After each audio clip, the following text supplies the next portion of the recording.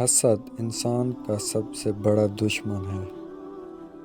آپ نے کبھی چوہوں کو دیکھا ہے؟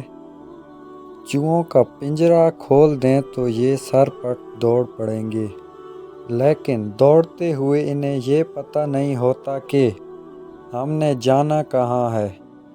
چوہے ہمیشہ منزل کا تعین کیے بغیر دوڑتے ہیں۔ دوسری بات یہ کہ اگر کوئی چوہا خوراک کی لالچ میں کسی پنجرے میں گر جائے یا ٹکٹکی میں پھنس جائے تو دوسرے چوہے اس کا انجام دیکھنے کے باوجود بھی باز نہیں آتے۔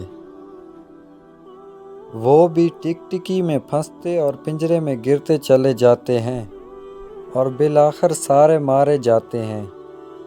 ماہرین نفسیات چوہوں کی اس حرکت کو ریٹ ریس یا چوہا دوڑ کہتے ہیں۔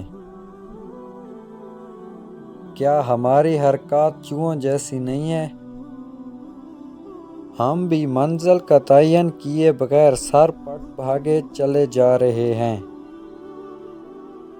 ہم بھی دوسروں کے گرنے اور پھنسنے سے سبق نہیں سیکھتے، اور ہم بھی گڑھوں میں گرتے اور مرتے چلے جا رہے ہیں۔